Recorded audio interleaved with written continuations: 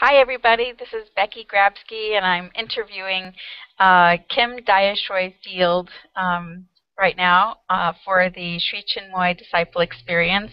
And I'm very excited to have him here with us because, I've gotten to know him over the last few months, and he is truly one of the most exceptional people that I've ever come across, and I'm so grateful to be able to call him my friend. And so it is a great honor and a privilege to be able to interview him. And so, hi, Dayashroy, how are you doing tonight? I'm doing great, thanks, Becky. Actually, Um, it's my night and it's your day. oh, well, that's true. Yeah, it's midday, and a category 5 cyclone is coming down the coast. So a number of Aussies are getting clobbered at the moment. So Yeah, including Shuramalia as well. So we'll see how that goes. yeah. Our thoughts and love are with them. So Absolutely. Thank you for mentioning that. I was just looking online before we got on, and so I'm mm, thinking about him and Ian Johnson and a few other folks that I know in the area. So we're sending lots of love in that direction. I So I have a so very dear friend in Yeppoon at the moment, and she's coping it. But they're in a very safe house, so that's yeah, cool. good, good. So I'm going to get started. Hmm. So um, You mentioned to me before um, that you've been a spiritual seeker since the age of 3. And, that's a pretty early age to start seeking on such a deep level. And so I was just wondering what was happening for you at the age of 3 that you started to really seek and become a seeker of truth and knowledge. What was that all about? Well, it really wasn't about the age of 3. It was about age of 3.5. But uh, it, and I'm joking about that, of course. Um, it was very young, and it was a bit before I started, well, in Australia called primary school. But the major issue was simply that I was a kid full of energy and zooming around, doing all sorts of things. But it didn't occur to me until about that age that uh, people kept on saying things that didn't gel in my mind, and it took some time, most of my life actually, to actually figure out the answers to that. But it was one of the biggest things that it has impacted my life every day of my life, and that was simply my sense of identity. Um, and it's a fundamental part of identity. It's the parts of your identity that you just take for granted. Everybody takes for granted. You don't kind of think about Yeah. it. Um, but my sense of identity and my sense of self was that I was a girl, and everyone kept on calling me a boy. Um, And although I don't think I knew the words "what the fuck" back in those days, I certainly had the um, I had the feeling. I had that feeling. What the hell is going on? And so it progressively over a number of years it eroded my self confidence completely and utterly. Um, if I can be so wrong about such a fundamental thing, if I can be so wrong about something that I so passionately know myself. I know who I am. Why is everybody telling me otherwise? The complete opposite. So that really screwed with my mind and my thinking and my self confidence quite a lot. Um, and Hmm. although I didn't mentally, uh, go out and say, "Oh, I'm going to read encyclopedias or anything like that. Um, there was that urge from a very early age to understand why the hell are they doing this? Why is this? Yeah. Um, and that never went away, you know. So even So that was the beginning of your seeking. well, yeah. Seeking the truth. I think I was 10 or 12 or something when I was applying or filling in applications and posting it away, because that's all we had in those days, to join the Rosicrucians, because I read something on some magazine or some book or some newspaper or something somewhere. So I said, oh yeah, that sounds good. That's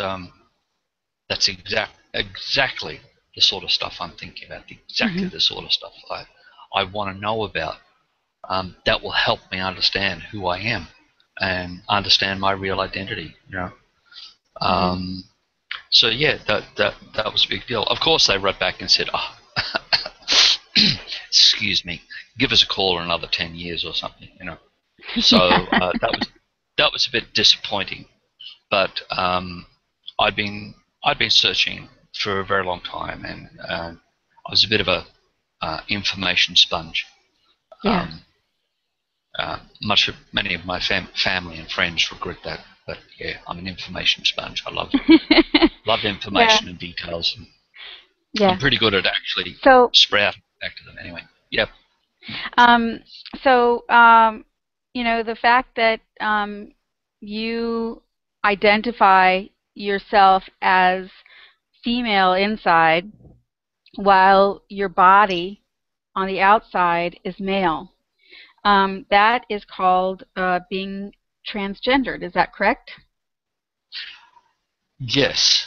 And so I was wondering, well, okay, if you could give me the right definition. Right. But a short version. Yep. Well, just a quick and dirty definition of what transgenderedness is. Yeah, if you could just do that for me. Thanks. Sure. Okay. There were two things there. One, I no longer think of myself as female within.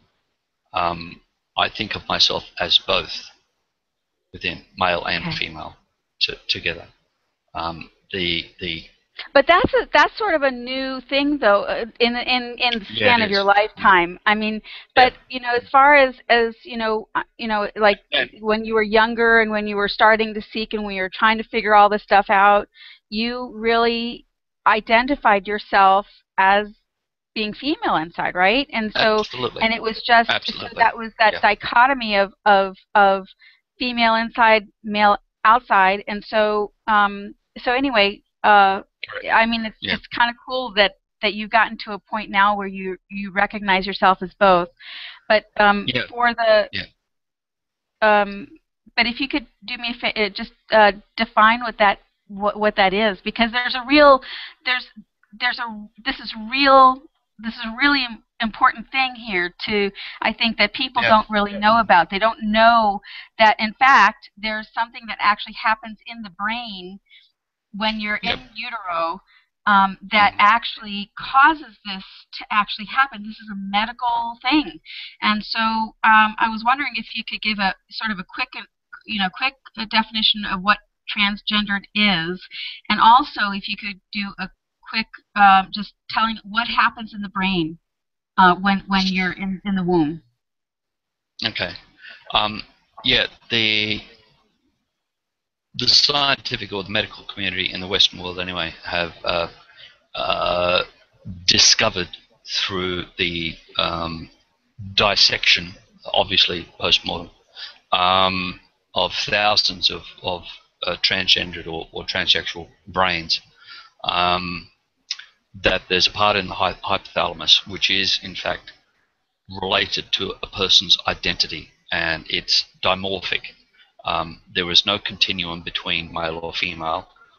There is only male or female, apparently. Anyway, I won't go into that. That's the discovery so far, and they call it a sexually dimorphic nuclei, and it's in the hypothalamus. Anyway, yes, that develops within the first trimester in utero. So it's not a lifestyle. It's not a choice. It's not an environmental thing. Well, actually, it can be an environmental thing, but it's environment on the mother, and it's a chemical environment and hormonal environment in utero. So, and that's a 15-hour discussion or, or lecture or whatever, all by itself because of ubiquitous chemical pollution. The biggest one, however, in the 40s, 50s, 60s, and 70s was a thing called DES, diethylstilbestrol, and that was handed out like jelly beans to women for enormous numbers of things, and that generated generations of transgendered people, because it's massively powerful estrogenic impact. But that's another story all by itself. So basically, your mom actually took that because she had a miscarriage before, and That's this correct. was supposed to help her from not having a miscarriage again. But in fact, what it did, I mean, you were born, so you weren't miscarried, but it also kind of affected that that part of the brain. So in fact, it instead of allowing that to switch over to male, as your body matured into a male body, it stayed female, and so that didn't too. So so thank you. And a short answer to your previous question, by the way, about transgender.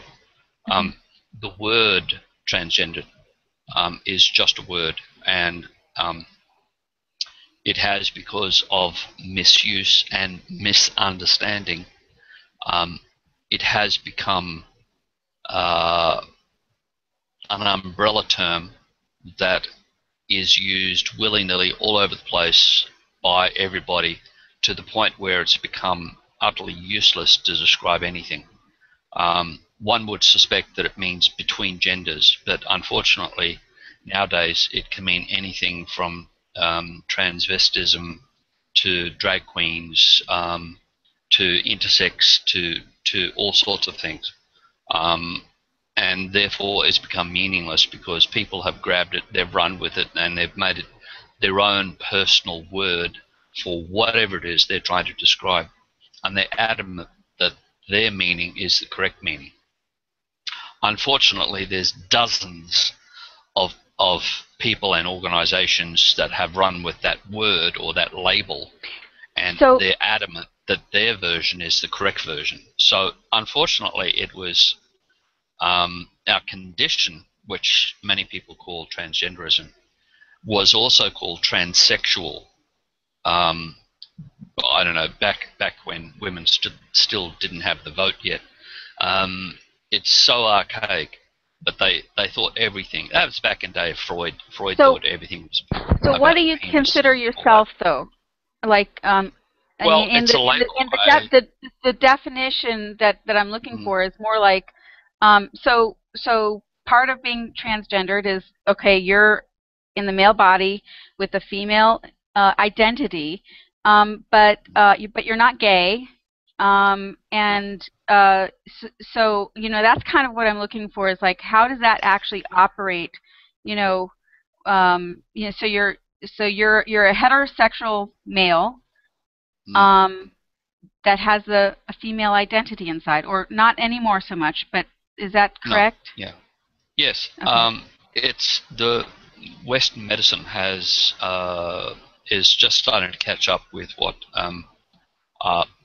older civilizations and older communities around the world have dealt with for centuries, or if not millennia. And a lot of Asia-Pacific countries, for example, they have no problem with having what they call 5 genders. The Western world, because of the 3 major religions that come down from Moses, they're obsessed with 2 genders. There's male or female. That's it. There's nothing in between. Anything in between, you got to beat the shit out of you to force you back into the pigeonhole of one of those 2. But older civilizations have had 5 genders, and if you're asking me which one I identify with now, it's certainly the one in the middle, and there's the extreme heterosexual male on one side, extreme heterosexual female on the other. Closer to the middle, there are the what I used to be, as far as I could understand was that my body was one thing and my identity was the other. So that's the two in the middle, and then close to the middle, and then the one in the middle is where there's an experiential thing where you experience the feeling and a knowledge, a sort of an inner knowing. I know that's one of those phrases, but it's an inner knowing that you are both and you're neither. And it's identity, it's not sexuality. That's been another very confusing thing that was started by Freud. You know, Freud thought everything, everyone, and every thought is all about sex. So methinks he doth protest too loud. You know, he was you know, desperately in love with his mother, so he figured out everything, whatever that other complex that he thought of. Everything was about sex. So of course, back in those days, as I said, it was in the time when women still didn't have the vote in most of the Western world. They come up with the term with transsexual, and of course that's not correct either, because that implies by its label that it's across sexuality, whereas the gender divide has actually got nothing to do with sexuality. Sexuality varies as much among transgender people as it does with so-called, you know, heterosexual people. So yeah. Anyway, that's just a little definition. So if people Cool. look this stuff up, they go, oh, but it says this, no, but it says that. Yeah, I know, it says all sorts of bloody things, and it's a mess. Yeah. It's a hell of a mess, because every scientist or doctor wants their particular definition to be the one which is historically remembered. So they're all arguing with their egos, are arguing over whose term should be the right one, you know. So most of us just said, yeah, what the hell. We are what we are. Yeah. So, you know, it's really kind of cool for me to hear you talk about how when you were younger, you know, you had this experience that I don't know that anybody else could really understand except for those who are in your exact position. But so my question to you here is, so here you are, you know, having this real experience of trying to figure out what's happening in your life, and so you've, you know, gone through puberty, and you've gone through, you know, growing up into, you know, high school, and you know, going through all that stuff, and you joined the path when you were 25, and that was what year? 1979, I think. And so, and you were on the path for 19 years. You know, what was it that got you interested in the Sri Chinmoy Centre? What was it, coming from where you were? What was it that attracted you, and what did you think you were going to get out of it? How was it going to support you being you? Well, that's an interesting question, Becky. Yeah. That's right, just messing with you. At 25, at 25, I was a bit of a burnout already, and that had come about for a number of reasons. A lot of male to female transgender people, or transsexuals, as I was then, are desperately trying to fit into society. So they take on a lot of very macho type things. You know, they get married, they have children, they play football, you know, they join the army, they do as many macho things as possible, because that's what they're taught, that, you know, will make a man out of you. I mean, that happened to me when I was about 14 or 15 or something. I was put in a football match and almost broke my neck and my back at the same time. The last time I ever played football. But it was like, you know, we're going to make a real man out of you, all this sort of thing. So with that in mind, and with coming from a family with a very perhaps unhealthy, but a very strong work ethic, you can always do more, you can always do more, you can always work harder and you'll succeed and all this sort of thing. So combine that with this transsexual thing about trying to prove that you're a man, you can work hard, you can do all these sorts of things. This is what I was doing. I was working myself into the ground, working myself to death. I'd had 2 burnouts before I even heard about the Sri Chinmoy Centre. It was physically work hard, blah, blah, blah, you know. I had jobs 7 days a week. I had 3 jobs at one stage. Simultaneously. I had a day job and a night job and a weekend job helping my brother and my father and doing all these sorts of things. So, and at the same time, the lady I was with, she had a very strong work ethic as well, and we were both very health conscious, and so we weren't doing drugs, weren't doing alcohol. You know, we'd gone off meat because she was an animal lover, as I was, and we were horrified at the concept of abattoirs and killing little things and all that sort of thing. So we'd been vegetarians for a long time. We're both very stressed because we work very hard, you know, and we're going, well, there's got to be more to this. So we'd looked at a number of meditation things. We'd looked at other spiritual stuff. We were seekers together.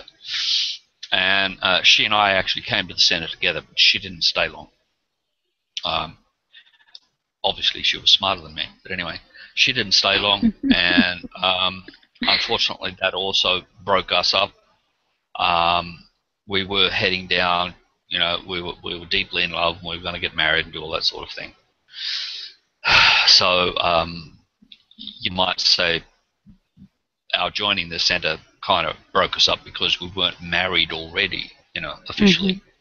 And she got jack of it pretty fast, and I was still in my obsessive mode about wanting to understand things. And because the Sri Chinmoy Centre had this kind of, yes, you can work a little harder, you know, self-transcendence, you could always do better. Yes. Oh wow, yes, I'm all for that, and had to be vegetarian. I was like, yeah, okay, yeah, we're that already. There were all these so-called rules and regulations, of which there weren't too many back in those days. But basically, Jan and I just said, well, you know, we don't really have to change our lives that much.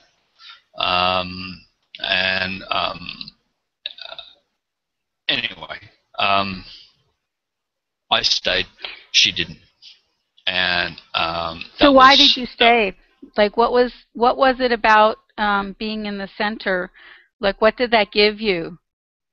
Well, one of my very earliest visits, I stayed with. Well, actually, no, he didn't stay. He went over to Africa working on something.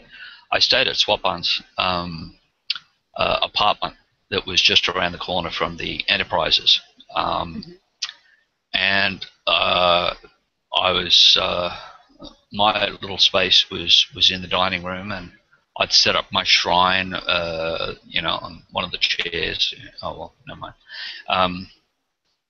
And I had an awesome meditation where the transcendental came alive, and we were communicating. I don't know what the hell we were communicating, but it wasn't words or anything like that. But I recognized the transcendental, and it recognized me, and I was just a pool of tears and sweat and joyfulness. I'd come home. It was awesome. You know, I knew this person or entity or whatever who was transcendental. I didn't associate it with CKG. It seemed different, that it was an entity or a something or a someone that I knew, like myself. It was like it was family. I was home. Here's a relative, a loved one. It was just so overwhelmingly beautiful and awesome and all that sort of thing. Yeah.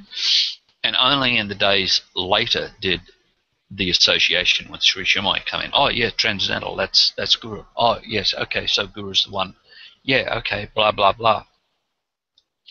And that's basically the only thing that kept me on the path for 19 years. Excuse me, I'm getting a bit choked up. Anyway, that one experience was the only thing that kept on coming back to me when I had all these doubts. It's like, I'm going around the place going, well, that doesn't make sense. People keep telling me to use my heart. I'm going, I am using my heart. And yet they're telling me stuff where they're saying use your heart and see the clarity in this. I'm going, so the reality is you're saying use my mind to see the clarity of this and ignore my heart. So there was a lot of conflict going on there. And this experience I had with the Transcendental was the one thing that kept it stable and focused to the point where I stayed in the center of saying, instead of saying, screw it all up. It's a crock. So it's, okay. Must be, the Supreme is complicated. How could my puny mind figure this out? And all of that came from the self-doubt of my childhood. If I can be wrong about something I feel so deeply about myself, then obviously I have to trust in a higher power to tell me what is right. So that was another thing that kept me in the center. This concept that Guru was the higher power, and because he was obviously the one that I'd seen in the Transcendental, those things basically locked me in. Otherwise, I would have been gone a long time ago, because most of my time there, I felt quite lonely. I was lonely in a crowd, and because of the isolation between boys and girls, all of my friends were girls. So, and you weren't allowed to associate. So it was all a bit strange, a bit odd, and I never quite fit in. So it gave me the opportunity to go over my second passion, that was to work hard, which is what I did. So actually, I was going to mention that because, one of the things that, you sent me this cool bit of information, and I've been really looking at it a lot, and so you have the most extraordinarily amazing life that I'm speechless. So just I'm gonna read a list of different experiences that you've had that just blow my mind. So I'm going to do this chronologically. So, age 4, you fall down the stairs. This is all about your physical experiences in this body. I was actually pushed by my brother, but anyway. I was seeing as how he was the only. Yeah. Anyway, I wasn't going to go there, but yeah, I got that part of it too. So age 4, you got pushed down the stairs by your brother. Age 9, you survived a cave-in of a local creek cave. Age 14, you experienced a violent football tackle. This is where you had some crushed vertebrae, hairline fractures, and you've experienced headaches and pain all over your body for the rest of your life ever since then. So your neck and your back were just completely messed up, and it's the first experience of amnesia that you had. And so I say first because there have been others that have come. And so during when the doctors examined you at age 14, they say, never do any hard labor. Never do it. No? Yeah. And so that's that experience. And then, so that's age 14. But that wasn't enough. Age 16, you were in a car accident. 17, car accident. 18, car accident. None of which were your fault. So, but let's, if that isn't enough, at age 19, you had a lifting injury, but you were also, you got a toxic chemical exposure from work, and you had, which burned your hands and your arms as well as your lungs, and so you've got scar tissue on your hands and arms now. If that wasn't enough, at age 20, you had another car accident. 22, another car accident. 24, another car accident. None of which were your fault. Age 31, you fall head first on a concrete floor.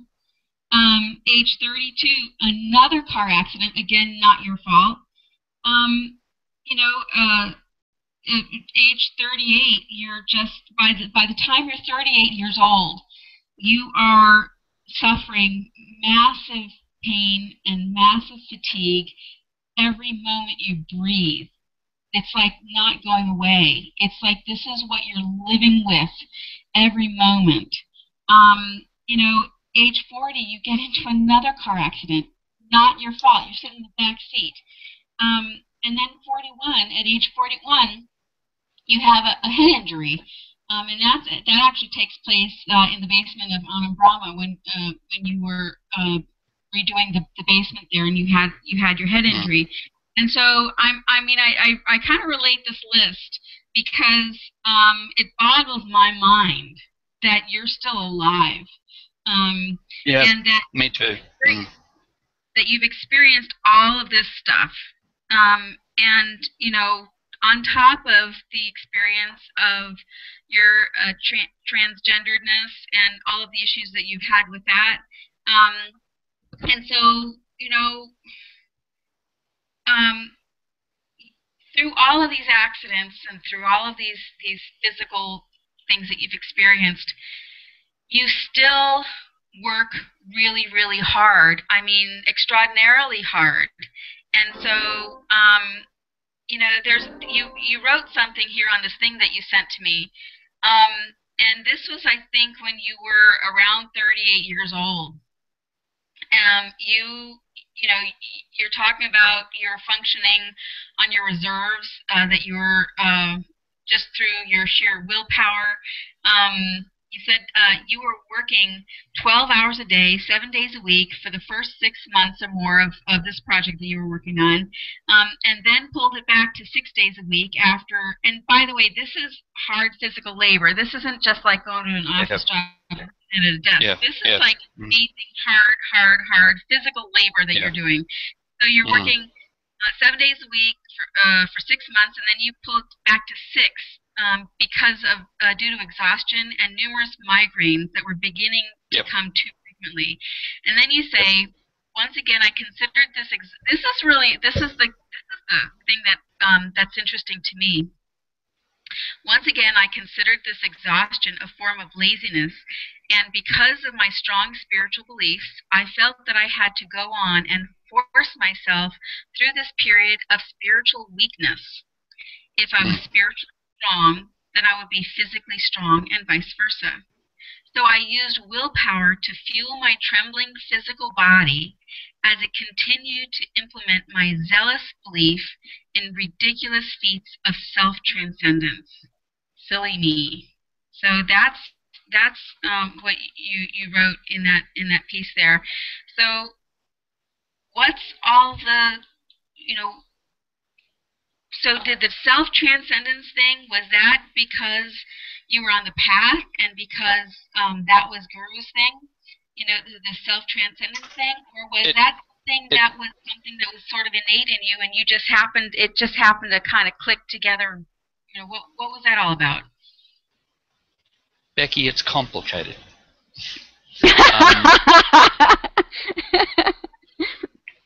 There's what do you mean the computer will click down? Cancel? What the hell? I don't know. Computers wanting to turn itself off. Anyway,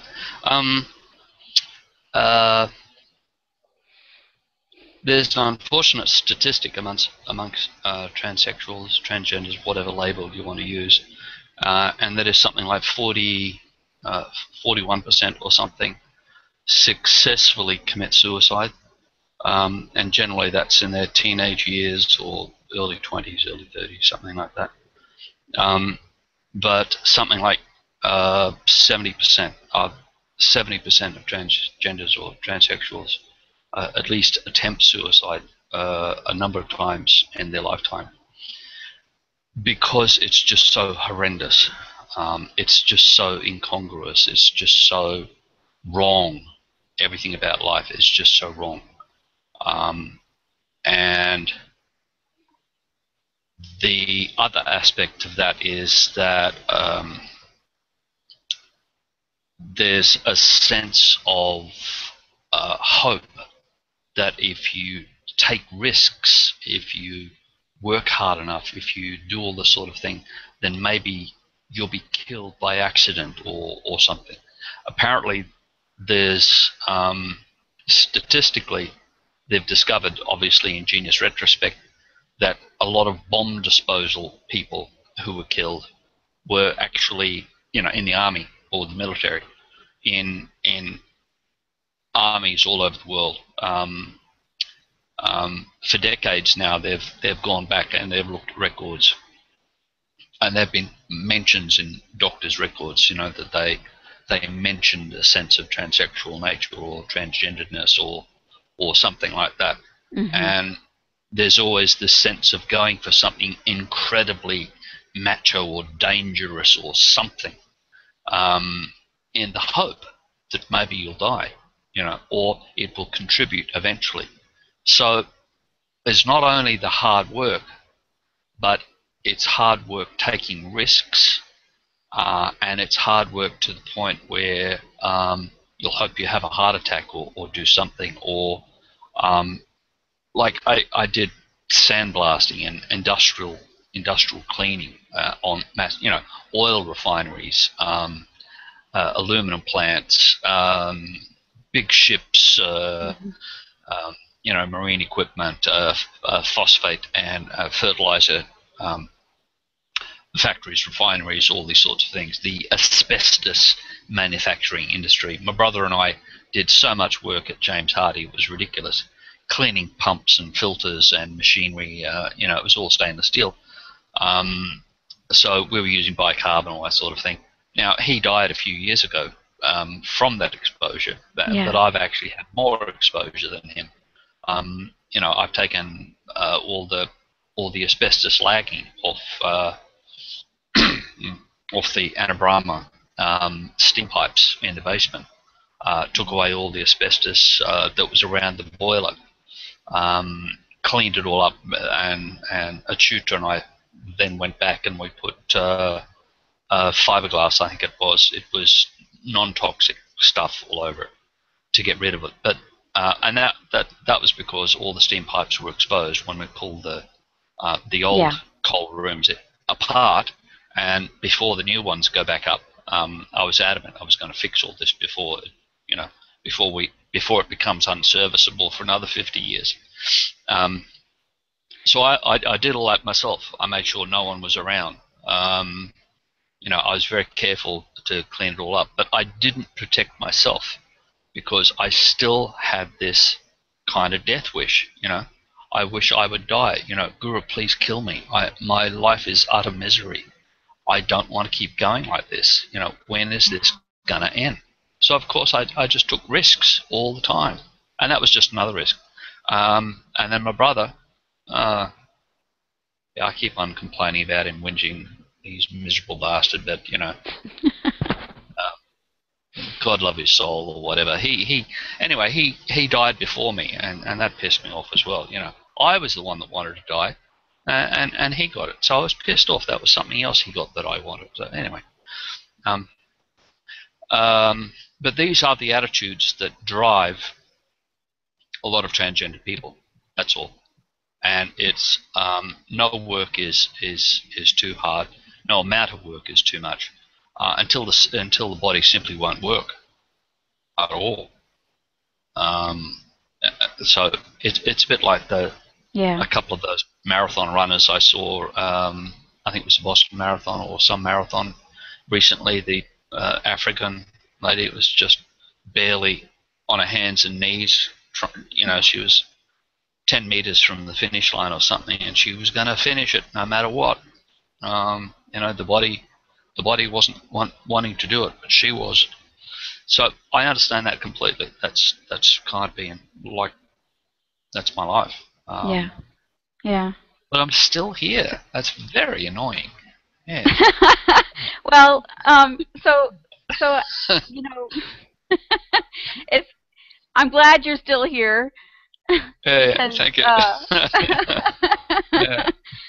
because you seem to have made some really amazing headway, and I was just wondering, you know, uh, your time in the center, besides the fact that you stayed because of that one experience that you had with the transcendental, and I think we all can really relate to all those questions, of all the things that seemed a little bit incongruous, and all those things that we all had those questions about, but There were so many. there were so many, but what were, I mean, was there anything? Sorry. Mm. Was there Sorry. anything? That's okay. Was there anything that you got out of the path that was really valuable for you in the sense of helping you with because you've gotten to a point now where you've said that you're now this one in the middle, this identity that's in the middle, that you're both male and female, and you're neither. You're this other thing, this soul or the presence that's inside. And so somehow you got there. Somehow you got there from all of that trauma in the back, in your younger years and throughout your entire life. How did you get there? And did the Sri Chinmoy Centre do anything to support that, or did they do anything to sort of prolong that process happening? Like, what was your experience with that? Yeah, I don't think they did in terms of the centre or the people in the centre. Mm-hmm. I know Guru did, but it's not the way you think. Or maybe it could be, I don't know. As far as other disciples, I certainly felt, hey, this is home. I totally identified with everybody. I seem to recognise people I've never met before. There are a lot of people that sort of, oh yeah, that's my brother, that's my sister, yeah. It's like I knew people, even though I didn't know them. So whether there was a karmic link or whether it was just a meditation oneness thing or that sort of CKG speak, I don't know. I just knew people, and it was like yeah, oh yeah, I'm home, that's fine, all that sort of thing. So that was one good thing. Yeah. But the crunch, I guess, came with all this fatigue and exhaustion, all that sort of thing. I was really burnt out. I was over in New York in '95. I'd gone to England to do the Victory in Europe VE Day celebrations in 1995. Celebrating 50 years of peace or the end of the Second World War in Europe. Blah blah blah. Guru did his concert over there, all that sort of thing. I came back and kept on working on Anna Brahma. By the time I'd finished Anna Brahma, I was had it. I was absolutely burned out, completely burned out. So I got back to Sydney and to a couple of bills, unpleasant bills, stuff like that. And I had to work even harder to try to pay off a lot of these bills. And I had to work with my brother on a business that we'd worked for 25 years or 26, 7 years, something like that, on all this water blasting, sand blasting, extreme high pressure, heavy industrial cleaning with lots of big machinery and all that sort of thing. But of course it was all very toxic, and the epoxy paints were always toxic, and the chemical things were toxic, and we knew this, and that's why we went into blasting with bicarb, which was environmentally sound, blah blah blah. So that we actually ended up starting a business with our uncle, which went very big. It was went into a what the hell they call that, a co-venture with a Singapore company to manufacture a machine that I'd invented. It was a variation on an existing machine, been around for 100 years. Anyway, did all that, blah, blah, blah. but that fell apart in 1997, I think it was. Long story all by itself. I won't go into it. But as we're working on that, the project that I'd put all the family money into, my father put all of his family money into, everything, our retirement fund, every cent had gone into rebuilding the ship. And that was the project I was working 7 days a week, that you mentioned before, and 6 days a week, and migraines, all that sort of thing.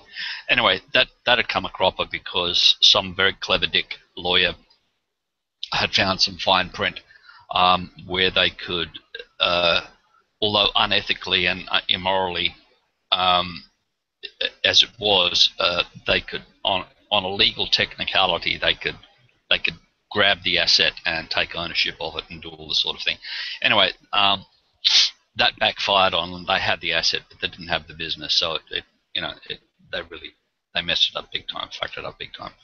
But that just meant that Dad and I lost everything in that thing, and that was at the end of '95. That was like 2 months after I just got back from rebuilding Anna Brahma's infrastructure in the basement with what was his name? Shumador, I think. Shumador and carpenter guy from New Zealand. I've forgotten his name. Fantastic guy.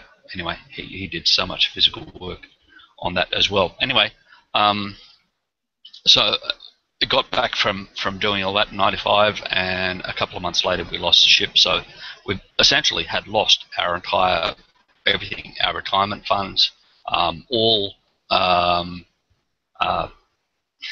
inheritance, everything, absolutely everything was gone. The only thing I had left was stuff I'd worked with my brother on this co-venture thing, and that went belly up in '97 for his reasons and his reasons with our uncle. Now, that's a 2-day story just by itself as well. That's just another story as well. So I was pretty pissed off, and I was just totally exhausted, and I just didn't give a damn. I didn't have the energy to give a damn. So I was really focused on my spiritual life and helping people. I love helping people. So that was a big issue. And unfortunately, that was precisely what I did with one of the women in the Brisbane Sri Chinmoy Centre, because I'd moved up to Brisbane to help with the manufacturing of these machines. I was originally living down in Sydney, and in the Sydney Centre with Onimesh and all of that. Sharak and Ormalan were both living full-time in New York, so, for many years there was just Onimesh and myself running and paying for the Sydney Centre, which was ridiculous, expensive and all that sort of thing. That's another story all by itself. So anyway, I got up to Brisbane, and I was particularly tired, not very thoughtful, all these sorts of things, and I was feeling very lonely. And the usual story, you get chatting with someone you have a lot in common with, and then you go out for a cup of coffee every now and again, and then you go out for dinner. And anyway, so she and I left the centre. And I had in the back of my mind some delusion from some previous century where if you left for 5 years, came back as a married couple, you could do that. Now, apparently this is not so, and it was probably written big on signposts and billboards all over the place, but I was too stupid or blind, or I simply couldn't remember that this is what the state was at that time. In my delusional mind at the time, the 5-year rule still applied or something. Apparently not so. So shit hit the fan big time. There was lots of discussions, lots of callbacks, Mike calling Shrita calling me back in Brisbane, back and forth. Long story. Gura finally said that she could go back in 6 months, providing she had nothing to do with me, never spoke to me again, and all these sorts of things. And said, however, Dayashroy is now it is too late for Dayashroy. He is unforgivable. And that just flattened me because I had complete and utter faith. Guru was the avatar. Guru was God. God himself has called me unforgivable. And I totally took it on board because I had 100% faith in Guru. So I was devastated. Yeah. And for quite a long time. But that was sufficient to burn out any sense of desire for anything in this world. It burnt out all sense of identity, I guess, of myself as either male or female. It burnt out so much. It was like it was a firestorm, and I felt there was nothing left of me, whatever I was, But it's from that firestorm and those ashes, to use the mythological or archetypal sense of a phoenix or whatever. My sense of self as being neither male nor female, but also male and female at the same time. That's, I'm sure Gary and all those others would have a great time with all this duality, non-duality stuff. Whatever that is, I don't know. The single point, from an experiential point of view, anyway, is that I feel both and I feel neither. I can see both sides. My brain is wired a bit more girl-like, but that's a story all by itself as well. They reckon. Don't quote me on this. Anyone out there writing all this down and Googling it. But essentially, I think a normal heterosexual male has got a number of connections between the left and the right hemisphere. Women, I think, have 50% more or something than males do. And then I think gays and lesbians or whatever, they have twice as many as women. And then transgendered people have something like 3 times or 4 times as many connections between the left and the right hemisphere. And apparently as gays or lesbians. As a normal person, whatever that is. Yeah. And that's why you get a lot of so-called transgendered geniuses, by the way, because there's so much connection between the 2 hemispheres. You got Leonardo da Vinci's and everything. I'm not in his camp at all, but the point is you find a lot of genius type people just seem to be outside the box a bit. That's why you find a lot of gay men are so incredibly creative and genius-like. Who is that dude who did the Enigma machine? Alan Turing or something? They just did a movie called Imitation or something. He solved the problem for the Enigma machine in the Second World War, all that sort of thing. These super intelligent dudes. It seems to be a part of that left and right hemisphere, and that's probably why Guru said I was a genius as well. Although it certainly hasn't done anything for my bank account. All it's done is create problems. And it certainly hasn't made my life any easier, or anything like that. But all I know is, I think like a girl and I think like a boy. They're both.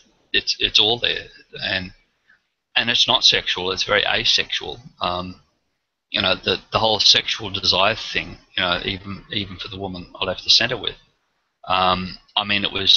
It was a bit low then, but it certainly went away completely when Guru called me unforgivable, and it's really never come back. In terms of desire for anything. It's just not there. So now that you've kind of come to this sort of place inside, where your two sides are coming together. Mm-hmm. Where does that leave you now? Like what's happening? We're that's, I think, a good way to close out. Sure.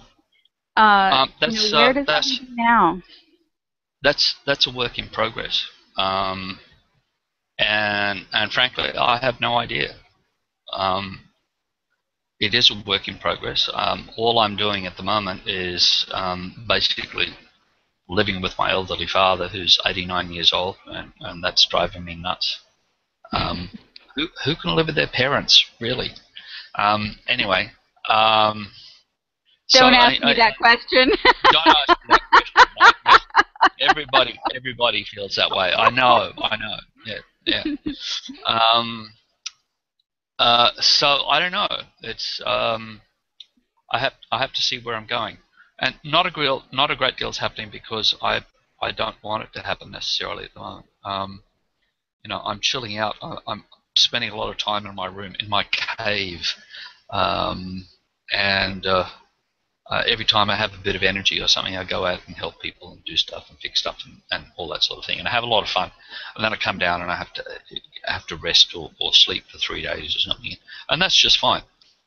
Mm-hmm. The physical body is still not well, so I'm spending a lot of time trying to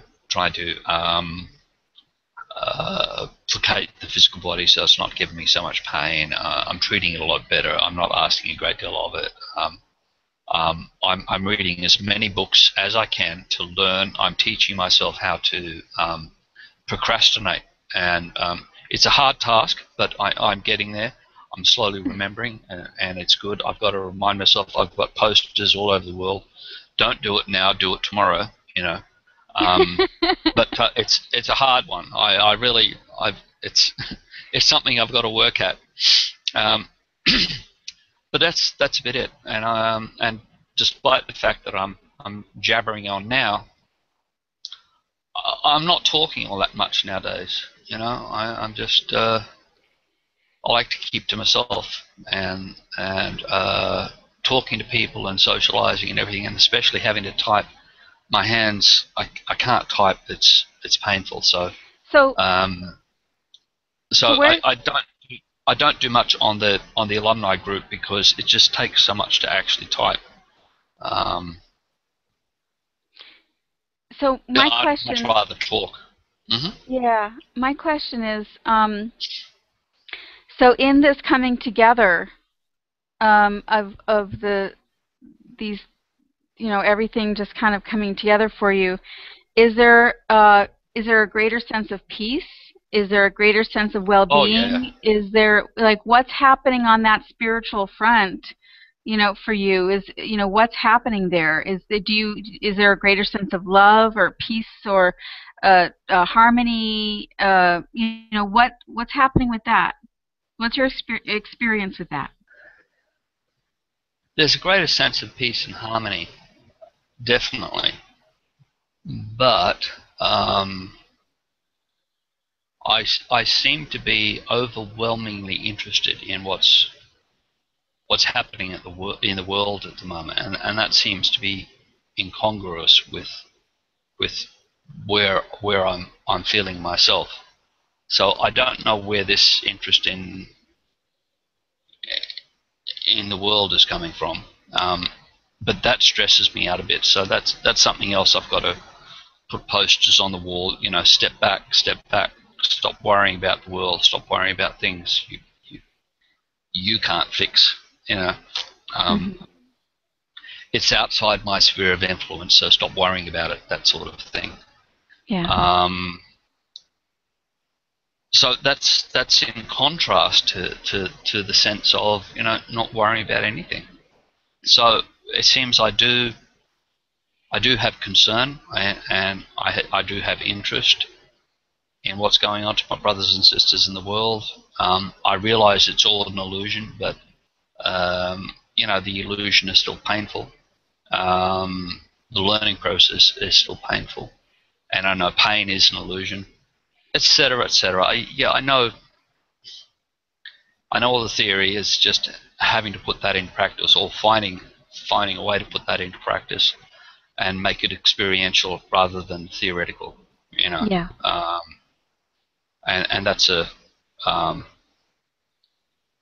yeah. Geez, okay.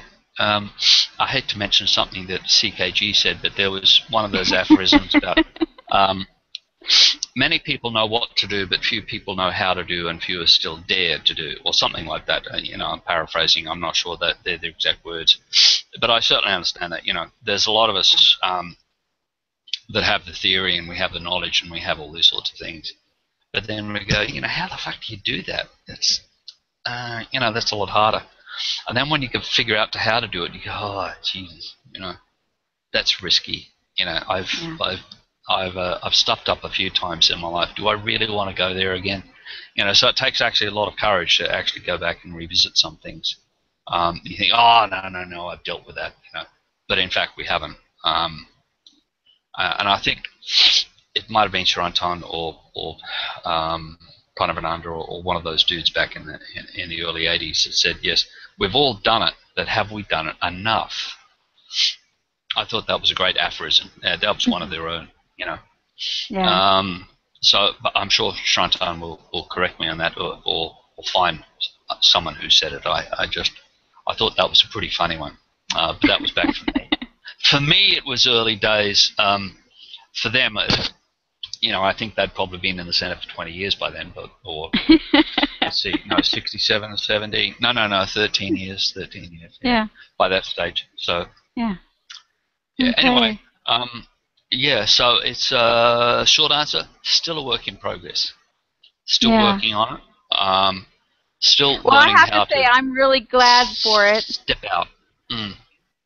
Well, I'm I tell really you what, glad for it. the alumni group here has helped me get past the remnants that were still nagging at me about a sense of guilt, a sense of thinking that CKG was still in some way, you know, a god incarnate or something. So, I mean, it's taken me whatever that is, 14 years, 15 years, to get over that, you know, unforgivable business. Yeah. Especially when he himself was actually doing far worse things, you know, than just running away with someone he loves. So that's helped my healing process. Yeah. So the alumni group, I think I was there briefly on the Yahoo groups, or one of them. I think maybe 7 years ago, 8 years ago, or something. That this ex-disciple alumni group is just awesome, and it has helped me so much. It's a breath of fresh air, and it really has. Excuse me. It has saved me from a lot of pain that was still going on. So I am most grateful. Oh, that's a beautiful, and that's a beautiful way to close out this interview. So Dayashroy, thank you so much. I cannot tell you how much I love you and how much I appreciate you. You have added so much beauty to my life. And I just I treasure you so much, and I'm grateful that you shared your story, and I know that a lot of people are going to be really interested in all the stuff that you've had to share. So thank you, and thank you. Yeah, so we'll see you later. Definitely. Okay.